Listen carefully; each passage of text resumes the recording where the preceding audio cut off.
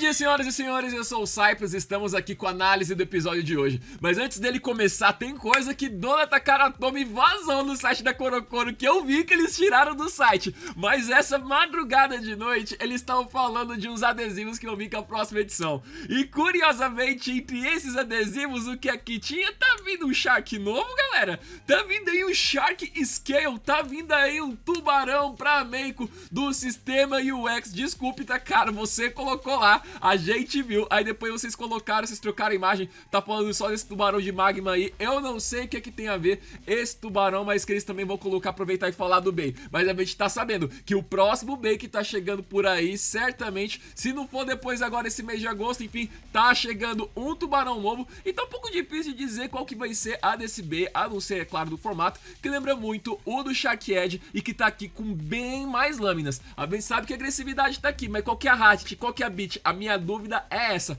Mas ó, a gente viu que tá vindo um tubarão novo, galera. Também quero falar pra vocês dos Bladers que andaram comprando com os links aqui do canal. Olha o Gustavo, olha o Gladiator, que estão com Base CX comprados aqui no Brasil. Economizaram baratão com os links que a gente tem no nosso grupo de descontos do Telegram e no Instagram. Que onde lá, inclusive, no nosso grupo de descontos do Telegram, tem o Extreme Battle Set por R$242. Oferta Prime Day, enviado pela própria Amazon dos Estados Unidos. E, gente, o preço que você vai pagar aqui nesse set, esse 242, é só isso, já com imposto incluso, frete grátis e acabou. É baixa histórica no preço desse negócio. Eu tenho certeza que a gente nunca mais vai ver um preço tão baixo que nem esse, porque isso é um preço de dual pack, galera. Mas esse aqui é uma arena inteira com os dois bays, com os dois lançadores. Pelo amor de Deus, entra no grupo do Telegram e vai pegar esse desconto, porque normalmente essa arena é coisa de uns R$600 e tá aqui por preço daqueles dual pack do Transformers, sabe? Por favor, vá atrás desse link se você não tem Base Station, vá atrás dele. De tudo isso, falamos do tubarão novo, falamos do desconto, falamos dos Bladers, agora a gente vai falar, sabe de quem?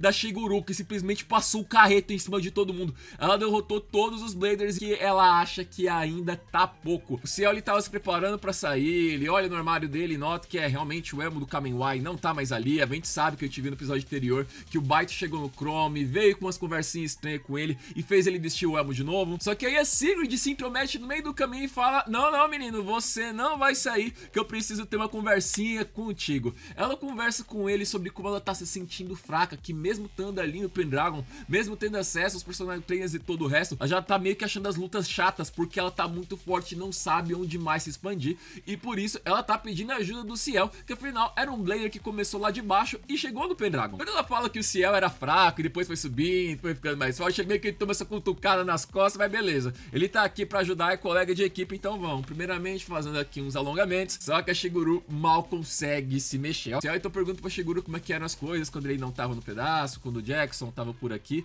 e ela fala que o Chrome fazia tipo flexão de 5% de tanto que ele treinava, enquanto o Jackson ficava lá no chão, todo estirado, fazendo piada. Quando chegava o Sushi, parava tudo que tava fazendo e ia lá comer. O cara tinha todo esse talento e poder nato e ninguém conseguia entender nada, muito menos ela. Vamos tentar então outros treinamentos, como por exemplo aqui a barra de levantar os pesos. O Ciel, ele consegue, mas a Sigrid, ela pega na barra e acaba levando a tela de volta. Ela não consegue fazer um movimento sequer. Enquanto isso, no Komaba Sushi, o pessoal tá estudando os rankings, por enquanto o time Miss Leaders tá no topo. A Tenka também fala sobre como o time Goldies foi derrotado. O Taisho vem com esse sushi de porco com atum e sorvete, que ele conseguiu fazer porque a Meiko não tá aqui, porque ela tá treinando o Robin. E olha só esse sabor incrível, bizarro que ele fez, já que ela não tá por aqui pra pará-lo. De volta ao Pendragon, então o Ciel vem com o próximo exercício, levantar a barra. Ele mostra aqui com a barra vazia como é que a Sigrid tem que fazer, mas não, ela também não consegue mexer na barra de jeito nenhum. Fazer movimento com o bambolê também não consegue. Pelo menos tomar o suplemento aquele whey, nem isso ela consegue. Ela chacoalha, explode tudo na cara dela. Se eu paro, eles vão tentar encontrar outros jeitos de treinar, mas ele pelo menos pergunta como é que a Sigrid tá se sentindo sobre as últimas batalhas, sobre a Multi e o time Zodiac. Essa parte aqui que ela tem flashbacks, lembrando de como que foi a derrota com o time Zodiac, a gente tem aqui na comunidade essa teoria que a Shiguru é autista, e aqui a gente tem mais uma pista disso que ajuda a comprovar. Ela fala sobre como naquela luta eles foram pegos de surpresa, que era num base stage que ela não tá acostumada, e principalmente sobre o barulho que tinha na arena. E eu sei muito bem que dentre gatilhos que autistas têm, um deles, principalmente entre as meninas, é justamente o gatilho sonoro, de onde quando tem muito barulho, elas não conseguem se concentrar. E tanto no teatro quanto nos cursos de dublagem que eu fiz, tinham meninas autistas, e às vezes elas utilizam abafador pra se proteger desses gatilhos auditivos quando tem muito barulho. Então aqui a gente tem mais uma pista pra Sigrid. Ela, por outro lado, também fala da irmã, que essa foi foi porque realmente, porque quando ela enfrentou a Mochi, ela tava melhor, ela se orgulha da irmã. E é por causa desse tipo de coisa que a irmã dela tá ficando mais forte, que ela também quer se tornar uma Blader melhor como a irmã é, como se fosse uma inspiração. Por isso, então ela vai atrás do Mestre Girou, que tá lá comendo o peixe dele. Ela tenta levar uma conversa com o Girou, mas não, ele recusa e continua novamente a falar que também não é pra ela se meter com os Bladers do submundo, porque ali é um outro tipo de história, são outros profissionais que tem os comportamentos meio duvidosos, mas ela insiste, porque veja bem, esse cara treinou o Jackson, treinou o Ciel, inclusive ela tá aqui porque foi recomendação do Ciel ela encontrar o Mestre Girou, e de tanto encher o saco dele, então tá bom, vamos ter aqui uma batalha.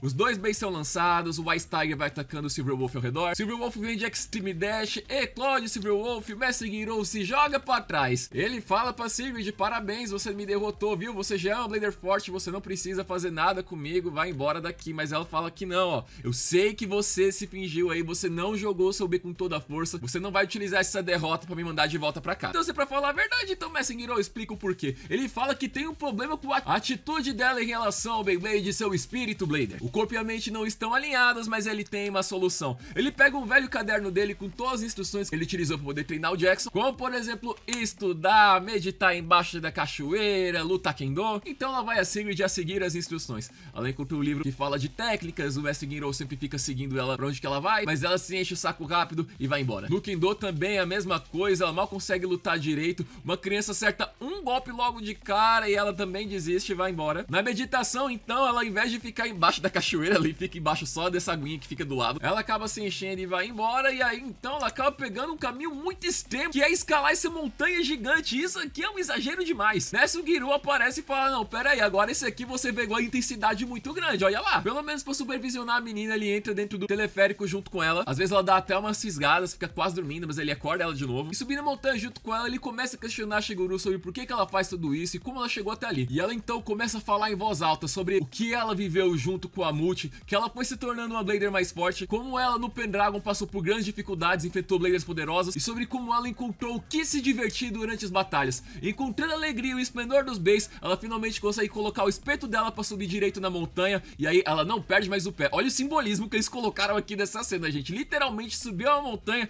e escalar os seus desafios, conseguir ter o pé firme. E olha só, quando ela chega no topo, ela vê essa parte maravilhosa da montanha, tendo ali todo o arco-íris, todas as nuvens embaixo, por se lembrar da diversão, da jornada dela até ali, e não ser só da parte técnica e do que ela batalhava instintivamente. Agora sim ela tá muito melhor e mais forte. O Mestre Girou continua dizendo que não, você não é minha discípula, mas parceira, essa aqui já é a terceira pessoa que você consegue formar como seu método. E honestamente, o cara tá fazendo isso muito bem. E pensar que no mangá ele foi tratado só como uma piada por pouquíssimo tempo, olha o tanto de coisa que esse cara não fez nessa série. Comemorando agora tudo que ela aprendeu junto com Girou, ela manda uma mensagem no zap pro Ciel, só que o Ciel acha muito estranho que essa foto, do jeito que ela acabou tirando, a mão acabou tampando a cara do mestre, ele não gostou nem um pouco. E aí nos créditos a gente encontra duas coisas que deixaram a gente aqui bem de orelha em pé. Primeiro, temos aqui novamente nosso brasileiro, Kai Enjin, ele está aqui em uma posição mais alta aqui nos créditos, ele fez aqui um excelente trabalho e tá de parabéns. E outra, que a gente não sabe o que vai acontecer no episódio da semana que vem, porque ao invés de colocar isso, a gente tem essa prévia aqui mostrando os dubladores, como é que a série é feita e tudo mais. Então o que vai acontecer no próximo episódio eu não consigo dizer pra vocês, porque no lugar disso parece que vai ter um especial no TV Tóquio falando sobre a produção do anime e tudo mais. Então gente, essa parte aí eu não consigo dizer pra vocês, vai ter isso aqui, espero que eles coloquem no YouTube também pra eu te dar uma olhadinha e ver como é que o anime é feito. Sem dúvida, meus amigos, eu tô falando pra vocês, aqui no anime a gente tem coisas que no mangá não cabe devido ao limite de peças. E eu ainda tô dizendo uma coisa pra vocês, esse tubarão aqui, eu tô com a sensação que lembra quando a gente tava vendo já lá no mangá, lá na primeira temporada, onde já tava todo mundo lutando no topo da Torre X, e vinha o Leon Crest, e vinha o Phoenix Rudder, e nada deles aparecerem assim na história mesmo.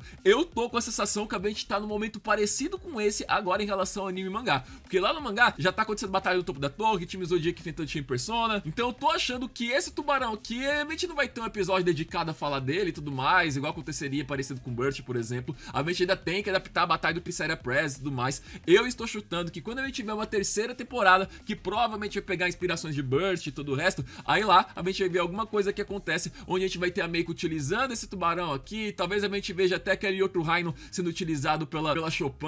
É isso que eu tô tendo essa sensação, que a gente tá tendo esse flashback aí, dessa distinção do Leon Crest, Phoenix Rudder, tudo de novo, alguma coisa vai acontecer futuramente, que aí sim a gente vai ver esse tubarão lutando. Novamente, meus amigos, eu falo pra vocês, nosso grupo de descontos e o nosso Instagram tem os links dos bens mais baratos, incluindo esse Base Station bem aqui. É um conjunto inteiro por um preço de Dual Pack dos Transformers aqui no Brasil e tem uma barrinha de porcentagem embaixo dele. Aqui, nesse momento, quando eu tô gravando, tá dizendo que tá em 2%, então se você quer um Base Station, vai atrás disso aí, meu irmão, parcela, dá algum jeito, porque depois que essa promoção acabar, a gente volta pros stages custando 700 conto, já não dá mais pra pegar da Amazon Japão aqui no Brasil. Meu Triceria Press foi enviado do AliExpress, gente. Vou colocar também o link do Triceria Press, galera, porque a obtenção de bem agora tá um pouco difícil pra gente, e agora com uma oferta dessas, eu acho que é muito bom vocês aproveitarem. Com a Sex imediatamente, galera, e até a próxima.